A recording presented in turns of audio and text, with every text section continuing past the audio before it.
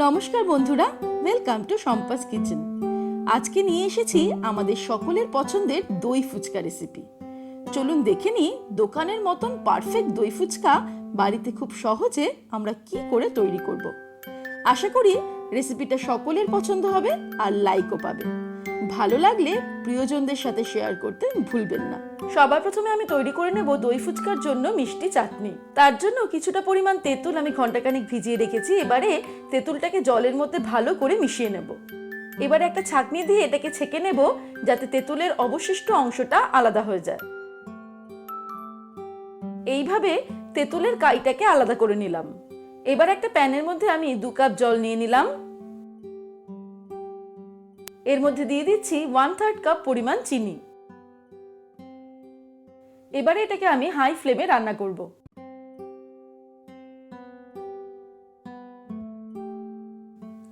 চিনিটা সম্পূর্ণ জলের মধ্যে গুলে গেলে এর মধ্যে তেঁতুল গোলাটা দিয়ে দিলাম।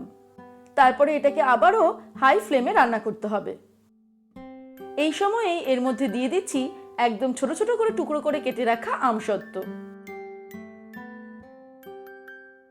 আর কয়েকটা খেজুরও দানাটাকে বাদ দিয়ে ছোট ছোট টুকরো করে কেটে রেখেছি, সেটাও দিয়ে দিলাম।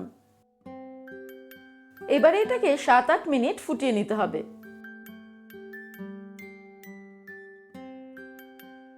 7-8 মিনিট ফুটিয়ে নেওয়ার পর এর মধ্যে আমি দিয়ে দিচ্ছি 1 টিস্পুন পরিমাণে ভাজা মশলা।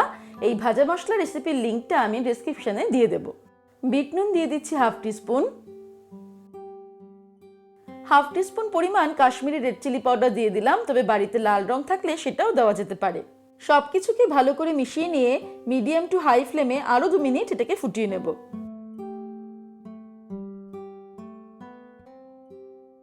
এবারে ফাইনালি এর মধ্যে আমি দিয়ে দিচ্ছি 1 টিস্পুন কর্নফ্লাওয়ার অল্প একটু জলে গুলে নিয়েছিলাম, সেটা দিয়ে দিলাম।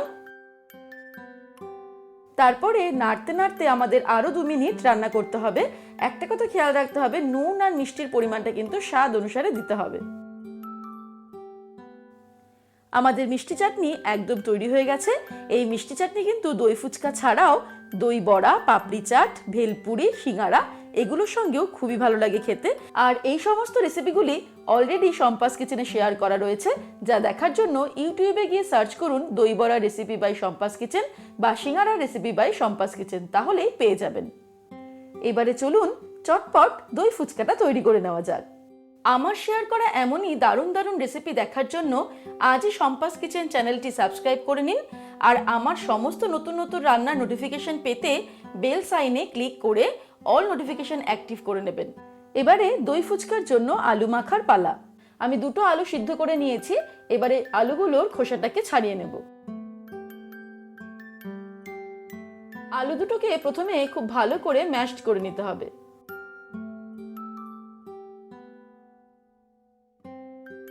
চেষ্টা করব যাতে আলুতে কোনো দানাদার অংশ না থাকে, আলুটা একদম মোলায়েম ভাবে মিশে যায়। এবারে আলুর মধ্যে পরপর দিয়ে দেব স্বাদ অনুসারে নুন, সামান্য বিট নুন দিয়ে দিলাম, স্বাদ অনুসারে ভাজা মশলা দিয়ে দিলাম, সামান্য লঙ্কার গুঁড়ো, কাঁচা লঙ্কা কুচি, ধনেপাতা কুচি, সামান্য গন্ধরাজ লেবুর রস আর তেঁতুল গোলা স্বাদ অনুসারে।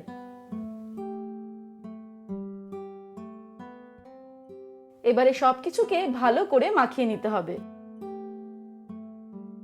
ভালো করে আলুটাকে মিশিয়ে নেওয়ার পর এবারে এর মধ্যে দিতে হবে সিদ্ধ করে রাখা মটর। 1 মুঠো মটর ছড়িয়ে দিয়ে আমি আলুটাকে আবার কিছুটা মেখে নেব, তবে এবারে কিন্তু আর চেপে চেপে মাখা যাবে না, একটু আলতো হাতে মেখে নিতে হবে।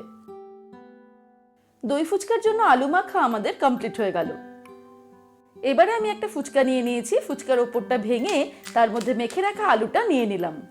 এইভাবে বেশ কয়েকটা ফুচকার মধ্যে প্রথমে আলুটাকে ভরে নেব। বাড়িতে খুব সহজে কি করে ফুচকা তৈরি করা যায় সেই রেসিপি কিন্তু অলরেডি সম্পাস কিচেনে দেখানো রয়েছে। সেই রেসিপি দুটির লিঙ্ক আমি ডেসক্রিপশনে আর ভিডিও শেষে দিয়ে দেব। আর এক্ষুনি আপনারা স্ক্রিনের ডান দিকের ওপরের দিকটাতে সেই রেসিপির লিঙ্কটা দেখতে পাচ্ছেন, তাতে ক্লিক করেও দেখে নিতে পারেন। 7খানা ফুচকার মধ্যে আমি আলু ভরে নিয়েছি। এবারে এর মধ্যে দিয়ে দেব দই ফুচকার আসল উপকরণ টক দই। টক দইটাকে একটু চিনি দিয়ে ফেটিয়ে নিয়েছি নিজেদের স্বাদ অনুসারে। এর মধ্যে আমি টক দইটা দিয়ে দিলাম। বাড়িতে কি করে টক দই তৈরি করতে হয় তার রেসিপিও সম্পাস কিচেনে দেওয়া আছে, আপনারা দেখে নিতে পারেন। টক দই দেওয়ার পরে এবারে আমি এর মধ্যে দিয়ে দিচ্ছি আমাদের তৈরি করে রাখা মিষ্টি চাটনি। এই মিষ্টি চাটনিটা কিন্তু আমার ভীষণ ফেভারিট। যখনই আমি এটাকে দেখি বা এটাকে ব্যবহার করি, আর ফুচকার দোকানেই হোক বা যেখানেই হোক, আমার কিন্তু জিভে জল এসে যায়। এইবার এর ওপর দিয়ে ছড়িয়ে দিচ্ছি ভাজা মশলা।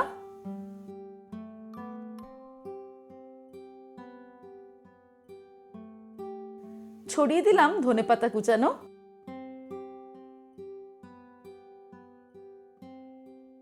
আর একটু ঝুরি ভাজা ছড়িয়ে ফুচকাগুলোকে গার্নিশ করে দিলাম। তৈরি হয়ে গেছে আমাদের আজকের রেসিপি দই ফুচকা, যা 8 থেকে 80 সবার মুখেই নিয়ে আসে হাসি। আজকের এই রেসিপি আপনাদের কেমন লাগলো আমাকে অবশ্যই কমেন্ট সেকশনে কমেন্ট করে জানাতে ভুলবেন না।